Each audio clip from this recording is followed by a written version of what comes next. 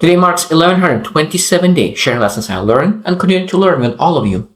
My hope that these insights will inspire you, support your dreams, help you to achieve your goals, and really empower you to become the person that you want to be. Today I speak about trust. Trust is foundation of any kind of relationship with your boss, relationship with your husband, wife, relationship with your kids, relationship with yourself. There's no trust. It's very hard something to build that relationship. So we understand it, we need to build it. Now, when we meet some kind of people, we always put that number on that person. Okay, how much do I trust that person? So from 10 to 10. So 10 of 10 is that I trust wholeheartedly. And of course, that you're not able to give 10 of 10 trust probably to a stranger. And maybe 1 of 10 that you could never do anything with this person because you don't trust anything about that person. I think that every single time we need to really learn how to really build that trust with people and give that trust a little bit more. So 5, 6, 7, because I truly believe that the trust is earned as well. You're not able to give 10 out of 10, and people do not deserve 10 out of 10, but you're able to really give 7 out of 10, 8 of 10, because they don't deserve 1 of 10 either. But today we'll really share what we're able to do really to build that trust. Because we need to understand how to build that foundation. I shared in the past that there is trust. When you are 10 to 10, you have the highest level of trust. And you have certain expectations about that person, how they will act. And if they do not act in accordance of expectation, that means that you reduce the trust. And a lot of times that's when you have expectations and maybe you vocalized those expectations. Because the most important part is that we need to tell exactly what we expect. Because if we do not tell what we expect, they're not able to really meet our expectations because they do not know. But when I tell them what our expectations that they do not meet, at that moment you are a little bit hurt because of that. And of course it destroys a little bit trust. So moving from 10 to 9 to 8, maybe 7. And then you start to hope they will do what they said it will do. It's not your hope. You don't trust that they will do, but you hope that they will. So rather than expect they will do, you hope they will do. And again, it might be that your hope didn't persevere as well, and then they didn't do what they said to do. So that means it hurts even more. So that means from hope goes to 5 or 6, trust, maybe even 4. And if they still don't do things, now we have a negative expectation that you think that what they said they will never do. So what is showing that we move from trust to expect the best, then we hope the best, then we expect the worst. And of course, at that moment, if you expect the worst and they actually mean it, at that moment you just don't have any trust whatsoever. So today we'll share simple things. What is actually building that trust? And then if you do not do those things, we'll destroy that trust and then move from 10 to 1 or from 1 to 10. And number 1 is consistency. Predictable behavior. When you're able to predict that person will act in a certain way, will show up a certain way, that builds massive trust. Because you know that, okay, this is the person said they will do, and they do what they will said they will do. And consistency. Because at one time they said, okay, I will do this one, and they did it. So that means that's of course, that potential could build trust. But next time they said they will do, but they didn't do. So consistency is the key to build foundation of trust. Second thing is transparency and honesty. Being transparent, what exactly happening? Openness and truth.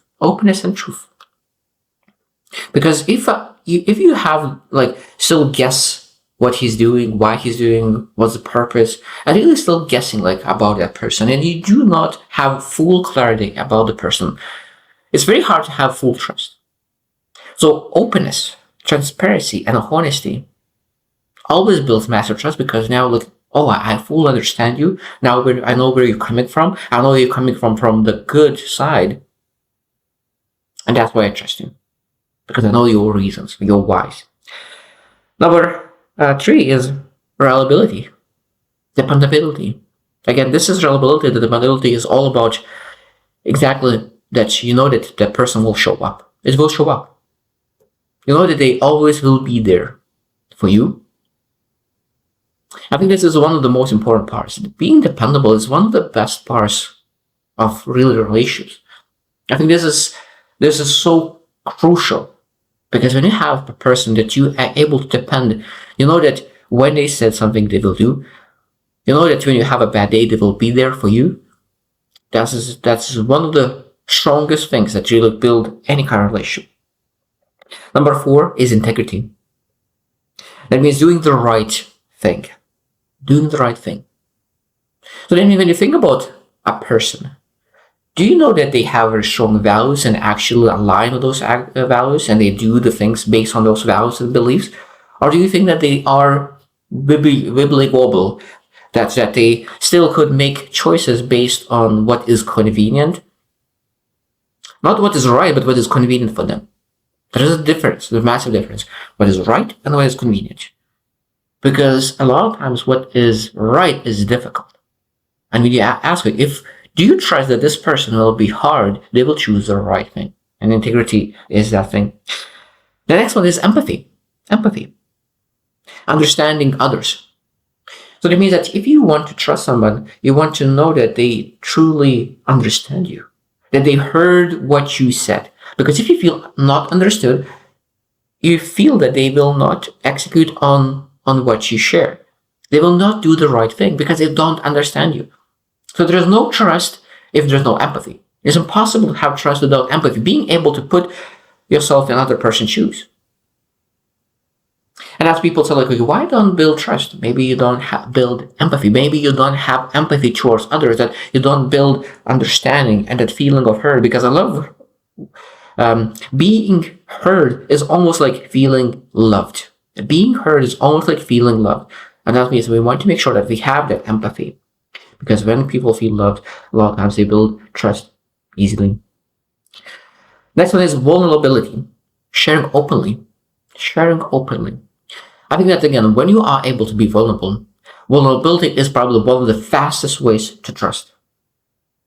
Because everyone understands there's no perfection. But when you try to show perfection, trying to show that you are perfect, that builds mistrust. But when you are actually able to share openly all the things that you do right, all the things that you do wrong, all the things that you're working on, all the things that you're struggling with, that builds massive trust. Because you understand, okay, like, they are true to themselves, they are aware, they will be able to really make things happen. But because sometimes when you see that person is just saying only the good things about themselves and not able to acknowledge the bad things, they will not be able to execute on the highest level. Next one is accountability. Owning their actions. Accountability, owning their actions. Because I don't know that who could potentially trust fully to a person who do not take full ownership of their actions, and they blame everyone. That means they're not in control of their own life.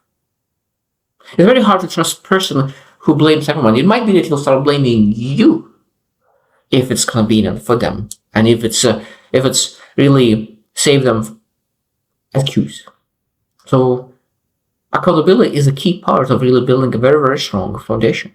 Being always accountable, not sometimes when there's a small mistake. No, being all accountable for the small things, and be consistent in taking ownership as well.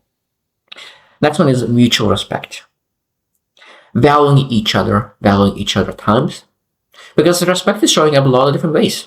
Showing on time, saying name properly. It starts from very, very small things. And of course, how you do one thing is how you do everything. So if you respect from the small things, that means you'll be able to respect from big things. If you don't respect from small things, how is you supposed to expect you will respect in a big way?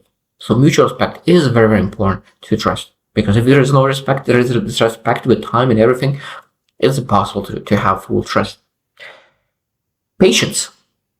Really allowing trust to develop. So it might be that, as I said at the beginning, when you meet a person, most likely you will not have 10 on 10 trust. You'll be having, it depends on the person, because some people give more trust to people, some people less. And that's okay. And then it means that maybe some people just build faster trust, or some people slower. So where you start, okay, let's have patience to build that trust. Let's have experiences together to build that trust. It's very, very important that we will need, if we actually want to have 10 out of 10 trust, we will need to have patience. The next one is forgiveness. Forgiveness. I think that we understand that you're not able to be 100% perfect. And when you want to really give trust, when we want to receive trust, we want to really forgive to ourselves and to others. Because consistency is important, but you're not able to be 100% consistent with things. If you are inconsistent once in 1,000 times, and you acknowledge that this was a mistake, and you actually acknowledge and take all full ownership and repent for all the things that you did, I think that forgiveness could allow to really letting go of the past mistakes, could really build and rebuild that trust.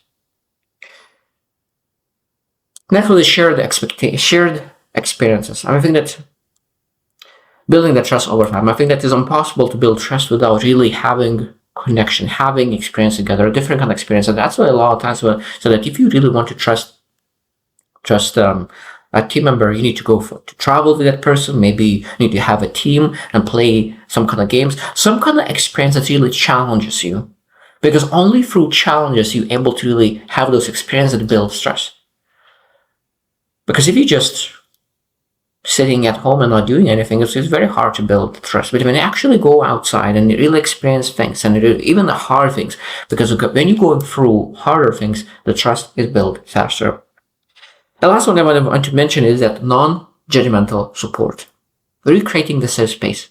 When you really meet a person and you understand that you're able to share no matter what's going on in your life, and you will never feel that the person is judging you. It's coming from compassion, coming from empathy, coming from understanding. That builds massive trust. And man, we're supposed to give that unconditional love to our friends, to ourselves. That unconditional love builds massive trust. So you're able to share things. You're able to develop. So I hope that you reflect as well. How many people have 10 of 10 trust in your life? How many? Because if you don't have a lot of people who that you have, it might be that you're not that trustworthy yet. But when you look into a list of things that really develops the trust, we're able to start working on a daily basis on developing those things. Become more vulnerable, have more empathy, building those things, because all the things that I shared is something that you need to take action on, to develop. Because when you're able to have that full 10 of 10 trust, it's so much easier to really pursue big things in life because you have people in your corner that you trust fully. You know that they will be there for you. And of course, they have that safety net, and it's much, much easier to pursue things. As I said, it requires patience to do so. So I hope you choose win, and see you tomorrow.